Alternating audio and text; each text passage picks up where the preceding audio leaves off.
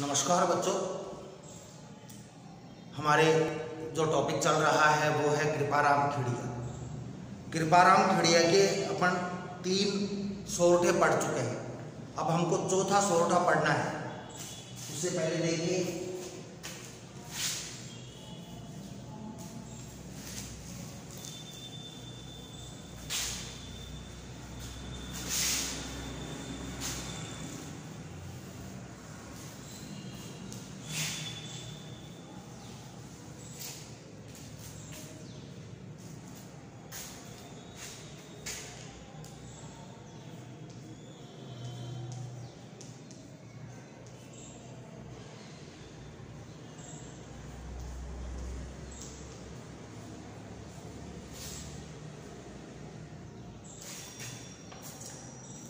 चौथा है आछा जुद अणपार धार खगा सन्मुख धसे। तो फोर्थ वाला भोगे हुए भरतार रसा जिके नर राजिया। इसमें क्या बताया है बच्चों? इसमें बताया है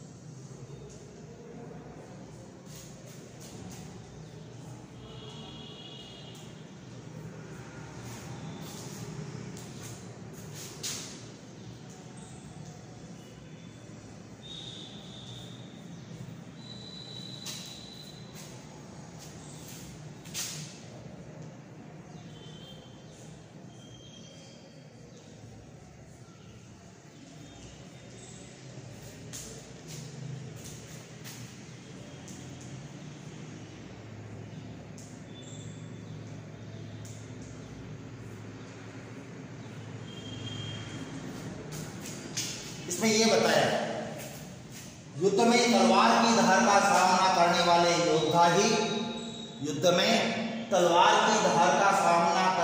योद्धा ही राजा बनकर पृथ्वी के सुखों को, धरती के सुखों को भोगते हैं।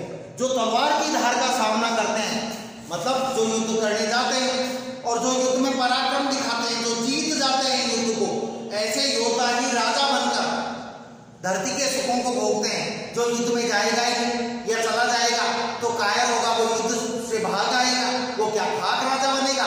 क्या वो भाग धरती के सुखों को, पृथ्वी के सुखों को भोगेगा? मतलब जो युद्ध में जाते हैं और युद्ध जीतते हैं, जो तलवार की धार के सामने आने से लेश मात्र भी हिचकते नहीं है, ऐसे लोग ही राजा बनकर धरती के सुखों को भोगते हैं। ठीक है। आछा जुद अणपार, आछा यानी अच्छी तरह, अच्छा, जुद यानी युद्ध, अणपार यानी अजय, जो युद्ध में अच्छी तरह युद्ध करते हैं और जो अजय रहते हैं, शत्रु के द्वारा नहीं जीते जाते। धार खगा सन्मुख धसे, और जो धार यानी धार, खगा यानी तलवार, जो तलवार की धार को सन्मुख धसे यानी तलवार की धार के सम्मुख यानी सामने, धसे यानी डटे रहते हैं। जो तलवार की धार के सामने डटे रहते हैं, जो तलवारों के सामने भी संकोच नहीं करते, जो तलवार की धार के सामने भी आने से नहीं डरते। सन्मुख धसे यानी सामने आने से नहीं डरते। ऐसे लोग ही इस धरती के राजा बनकर धरती के सुखों को भोगते हैं।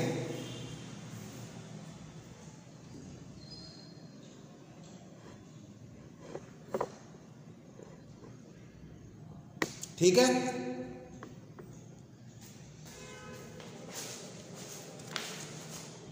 भोगे हुए भरतार यानी वो भरतार यानी स्वामी बनते हैं धरती के, वह पृथ्वी के स्वामी यानी राजा बनकर उसे भोगते हैं। भोगे हुए यानी भोगते हैं भरतार बनकर, स्वामी बनकर। रसा जिके नर राजिया यानी रसा यानी स्वामी, जिके यानी जैसे, नर यानी मनुष्य, ऐसे मनुष्य ही धरती के स्वामी बनकर, राजा बनकर उसको भोगते हैं। बच्चों, इस दोहे में साहस और पराक्रम की महिमा बताई गई है, अर्थात वीरता से जो मुकाबला करते हैं, पराक्रम और हिम्मत के परिणामों के बारे में बताया गया है कि जो पराक्रमी और हिम्मत वाले होते हैं, युद्ध में जाते हैं, अपना पराक्रम दिखाते हैं, तलवार की धार के सम्मुख आने से भी जो नहीं डरते हैं, ऐसे लोग ही धरती के शासक बनकर, राजा बनकर धरती के सुखों को भोगते हैं।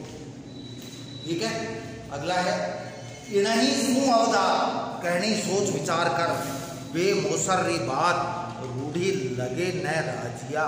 बच्चों, इसमें क्या बताया? इसमें बताया गया है कि व्यक्ति को हमेशा सोच समझकर बोलना चाहिए, सोच विचार कर व्यक्ति को बोलना चाहिए।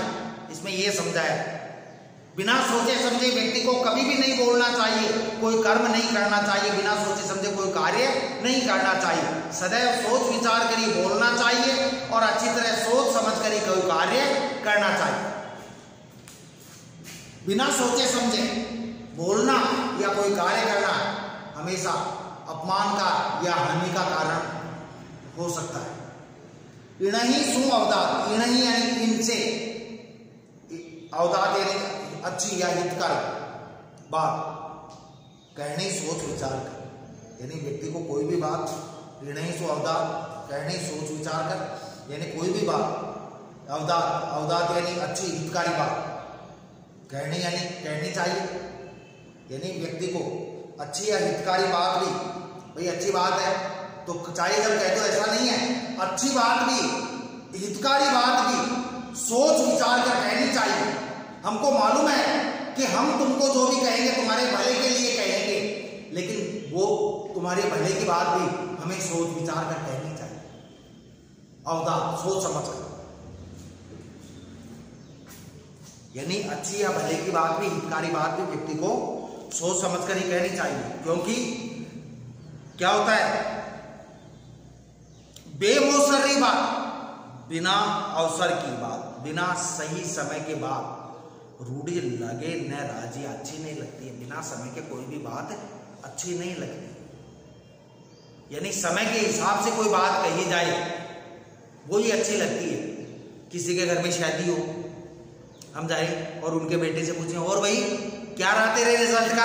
हमको मालूम है उनका बेटा फेल हो गया, लेकिन शादी के समय यार रिजल्ट की बातें करना, उनके घर में तनाव को जन्म देना है। तो कोई भी बात सोच समझकर ही कहनी चाहिए, बिना अवसर के कोई बात नहीं करनी चाहिए, समय स्थान और परिस्थिति के अनुसार बात करनी चाहिए। जैसे मैं एक एग्जांपल देता हूं, आपको मालूम है बच्चों, भगवान का नाम लेना अच्छी बात है। हम किसी के घर जाएं और हमको मालूम चल जाए कि उनके घर में कोई मर गया, या हम बैठने गए, वहां जाते ही हम वहां कहें ओम नमः शिवाय या श्री गणेशाय नमः, झगड़ा हो जाए, वो कहें भाई यहां से, हमारे तो मौत हो गई, तू गणेशाय नमः कर रहा है। यहाँ गणेशाय नमः शुभ काम के लिए बोला जाता है, बुरा लगेगा, जबकि हमने गलत थोड़े बोला, गणेश जी का नाम ही तो लिया। या किसी के घर में बच्चा हो, कोई खुशी का वातावरण हो और हम वहां जाकर बोले राम नाम सत्य है, समझ गए होगे, गलत बात तो हमने नहीं कही, राम का नाम तो सत्य है, झूठ थोड़ी है राम का नाम। लेकिन वहां पर बच्चा पैदा हुआ है, वहां पर ऐसी बातें नहीं होनी चाहिए। कहने का भाव है मेरा कि व्यक्ति को हमेशा जब बोले तो सोच समझकर, नाप तोल कर बोलना चाहिए।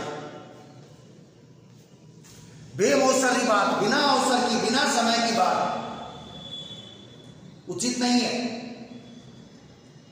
बेमौसरी यानी बिना अवसर की बात, बिना समय के कही हुई बात उचित नहीं है। रूढ़ी लगे न राजिया, रूढ़ी लगे, रूढ़ी यानी अच्छी, लगे नहीं लगती है। हे राजिया, हे राजाराम, बिना समय के सही समय पर कोई बात कहे तब तो उस बात का असर होता है। बिना समय के कही हुई बात रूढ़ी लगे न, रूढ़ी अच्छी, लगे न लगे यानी नहीं लगती, नहीं, बिना समय के, बिना अवसर के कही हुई बात अच्छी नहीं लगती। इसमें वाणी के महत्व को बताया गया है कि व्यक्ति जब बोले तो समय के को देखकर सोच विचार कर ही बोलना चाहिए। सोच विचार कर कही गई बात सामने वाला सुनता भी ध्यान से और उसके ऊपर असर भी होता है। बिना अवसर के, बिना समय के कही हुई बात का कोई असर नहीं होता है। इसलिए व्यक्ति को सोच समझकर समय देकर बात करनी चाहिए, कहनी चाहिए, बोलनी चाहिए। ठीक है बच्चों। अगला है पहली किया उपाय। पहली किया उपाय दव दुश्मन आमे डटे, प्रचंड हुआ विश्वाव रोभा घाले राज्य। क्या बताया इसमें? यानी संकट आने से पहले संकट के बारे में सोच लेना चाहिए। हमको ये तो पता चल जाता है कि साहब फला संकट आने वाला है, तो संकट आने से पहले ही उसका उपाय कर लेना चाहिए। यदि संकट आने पर हम उसका प्यास लगने से पहले ही पानी की व्यवस्था कर लेनी चाहिए। प्यास लगने पर कुआं खोदेंगे तो कब तो कुआं कूदेगा, कब पानी निकलेगा और कब पिएंगे? जब तक मर जाएंगे। तो कोई भी समस्या होने से पहले ही, समस्या आने से पहले ही उसका समाधान ढूंढने का प्रयास करना चाहिए। पहले किया उपाय, पहले ही किया कर लेना चाहिए। उपाय यानी उपाय, पहले ही उपाय कर लेना चाहिए, पहले ही योजना बना लेनी चाहिए। काहे की दव दुश्मन आमे, इन तीन चीजों को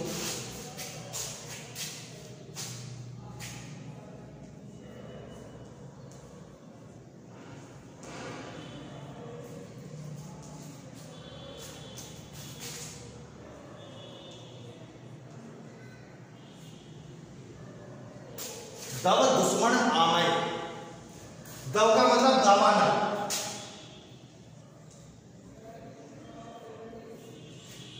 दव का मतलब दबाना, दबाना यानी आग। दुश्मन का मतलब दुश्मन, और आमा यानी बीमारी या एक, दो और तीन। इन तीन चीजों के बारे में पहले ही योजना बना लेनी चाहिए, पहले ही उपाय कर लेना चाहिए। दव आग का घर ऐसा बनाना चाहिए जो जिससे आपको भी कम से कम नुकसान पहुंचे। दुश्मन, हमको पता है कौन हमारा दुश्मन है, दुश्मन से बचाव का पहले ही उपाय कर लेना चाहिए। दुश्मन जब वार करे, आक्रमण करे, तब हम अपने उपाय की योजना बनाएं, जब तक वो अपना काम कर चुका होगा। और रोग, बीमारी का भी पहले ही सोच लेना चाहिए। आजकल तो खैर बीमारियां ही अचानक होती हैं, जांच कराने गए तब पता चला कैंसर हो गए, लेकिन पहले घूमना फिरना, योग करना, ये चीजें पहले ही शुरू कर देनी चाहिए, ताकि ये चीजें पास ही, बीमारी पास ही नहीं आए। पहले किया उपाय दव दुश्मन आमे डटे, यानी आग, शत्रु, रोग से संकट का उपाय पहले ही करना चाहिए, बचाव का उपाय। प्रचंड हुआ विश्वास, अरे जब विश्वास यानी संकट जब प्रचंड हो जाता है, बहुत गहरा जाता है। रोबा घाले राज्य, फिर वो रोबा घालता है, यानी वो संकट समस्या पैदा करता है। रोबा घाले यानी कष्ट देता है। वो संकट यदि पहले उपाय नहीं करेंगे तो निश्चित रूप से वो संकट कष्ट देने वाला, दुख देने वाला होता है। इसलिए किसी भी संकट के आने से पहले ही उस संकट का उपाय या इलाज या समाधान ढूंढ लेना चाहिए। किन संकटों के बारे में बताया गया है?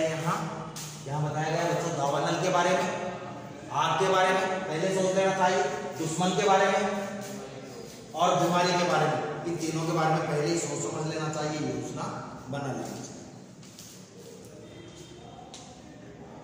में है संकट को बढ़ने नहीं देना और प्रारंभ में उसका उपाय कर लेना अच्छा रहता है। आग जब बढ़ जाती है तब धन का नाश करती है। शत्रु को बलवान हो जाने का अवसर देना मूर्खता का प्रमाण है। शत्रु को, अरे सांप छोटा क्या और बड़ा क्या, सपोले को, छोटे सांप को कुचल दो ताकि वो बड़ा हो ही नहीं पाए। यदि वो बड़ा हो गया वो तो भयंकर जहरीला नाग बनेगा, फिर डसेगा। तो सपोले को, सांप का बड़ा क्या और छोटा क्या। इसी प्रकार रोग का प्रारंभ में उपचार कर लेना चाहिए, अन्यथा वह रोग भयंकर होकर प्राण घातक भी हो सकता है। अगला है, एक और देख लीजिए बच्चों, हिम्मत कीमत होय, हिम्मत कीमत होय, बिना हिम्मत कीमत नहीं।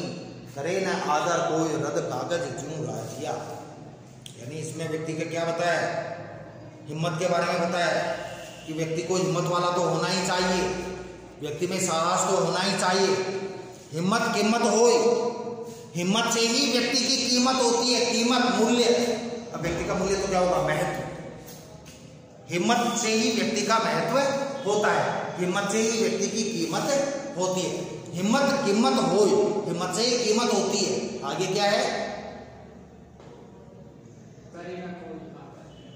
करे न कोई आदर, बिना हिम्मत के कोई भी आदर नहीं करता है व्यक्ति का। सामने वाले को पता चल जाए कि यार ये तो कायर है, कमजोर है, हिम्मत है ही, हिम्मत रहित है, तो कोई भी हमारा सम्मान नहीं करेगा। तो हिम्मत रहित व्यक्ति कैसे होता है, रद कागज जीव राजिया। हे राजिया, जिसमें हिम्मत नहीं होती वो व्यक्ति कैसा होता है, रद्दी कागज की तरह होता है। रद्दी कागज होता है, हमको पता चल गया, हमने स्टूल साफ कर लिया, हमने बोर्ड साफ कर लिया कागज के टुकड़े से, वो तो रद्दी है। फिर अब क्या करेंगे, रद्दी कागज का उसको ऐसे तोड़ेंगे मरोड़ेंगे और उसको फेंक देंगे। रद्दी कागज का कोई महत्व नहीं होता, लोग उसको फेंक देते हैं। वैसे ही हिम्मत रहित व्यक्ति का कोई महत्व नहीं होता। किसकी तरह होता है हिम्मत रहित व्यक्ति, रद्दी कागज के टुकड़े की तरह होता है। इसलिए जिसने मनुष्य के रूप में जन्म लिया है बच्चों, उसमें हिम्मत, धैर्य और साहस तो होना ही चाहिए। यदि ये चीजें नहीं हैं तो वो कहलाने को तो मनुष्य कहलाएगा, लेकिन केवल नाम मात्र का ही मनुष्य कहलाएगा। इसलिए जिसने मनुष्य रूप में जन्म लिया है उसमें हिम्मत और साहस होना चाहिए, क्योंकि हिम्मत और साहस दोनों ही ये मनुष्यों के मूलभूत गुण, आवश्यक गुण माने गए हैं। ये गुण तो व्यक्ति में होने ही चाहिए। यदि वो सच्चा मानव बनना चाहता है, सच्चा पति बनना चाहता है, सच्चा पिता बनना चाहता है, सच्चा भाई बनना चाहता है। ठीक है बच्चों, ये आज का प्रसंग हमारा यहीं तक करवाते हैं। शेष जो भाग है उसका अध्ययन हम कल करेंगे। धन्यवाद।